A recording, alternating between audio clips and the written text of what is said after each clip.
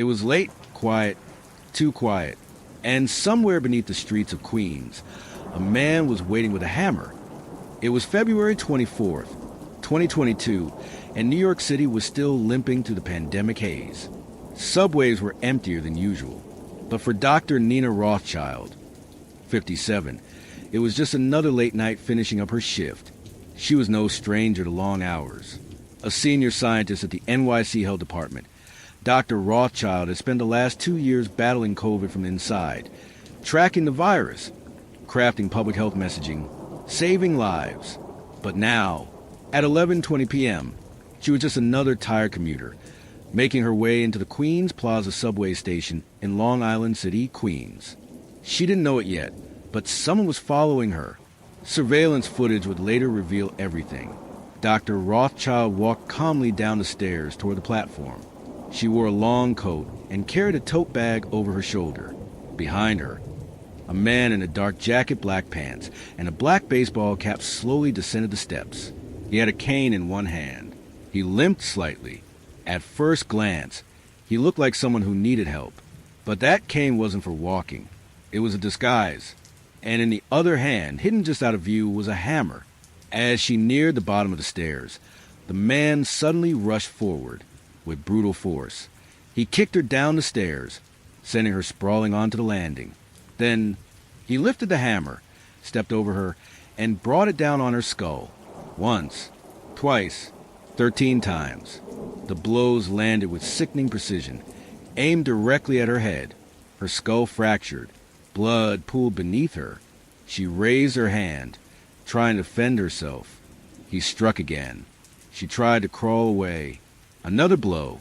After savage beating, the attacker reached down, grabbed her tote bag, and walked away, calmly, as if nothing had happened.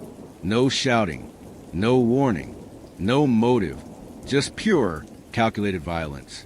When first responders arrived, they found Dr. Rothschild barely conscious, her skull cracked open in multiple places, her brain bleeding, her finger broken, and blood everywhere. She was rushed to a hospital, immediately placed into emergency surgery. Doctors had to insert titanium mesh into her skull to repair the damage. She was placed on a ventilator.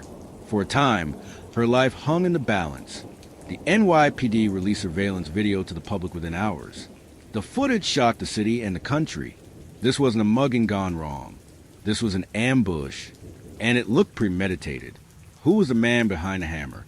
And why target Nina Rothschild, a health worker, a public servant, someone who had done so much for the city? Was this random or something darker? As detectives raced to track the attacker's movements through the subway system, forensic investigators made a breakthrough. A hammer and a cane were recovered near the crime scene. But the biggest clue? A quiet tip would lead officers to a homeless shelter just blocks away.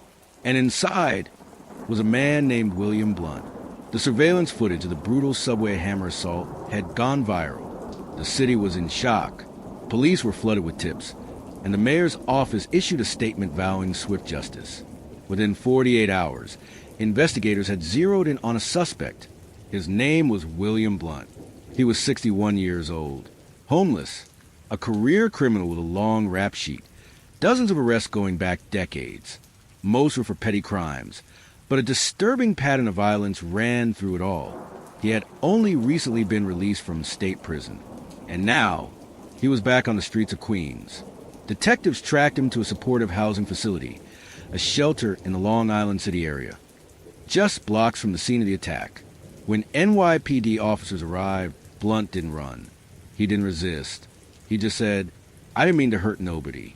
But the evidence told another story. Inside his room, officers recovered the hammer used in the attack, the cane he was seen holding on video, Dr. Rothschild's tote bag. Even more damning, DNA testing confirmed that Blount's blood and skin cells were on the hammer and cane. There was no doubt he was the attacker. But why did he do it? That's the question that haunted investigators and the city. Because William Blount didn't know Dr. Nina Rothschild.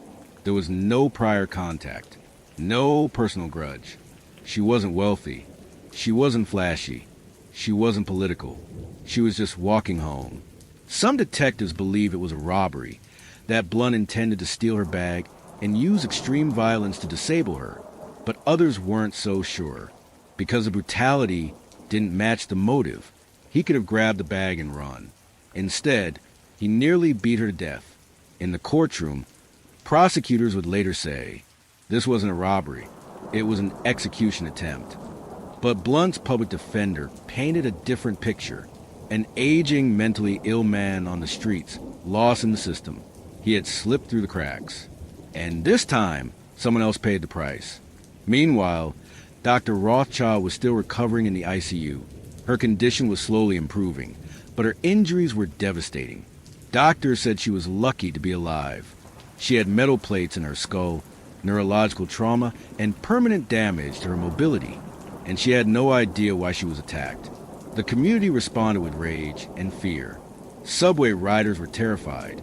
City officials promised to increase police presence underground, but many New Yorkers asked the same question.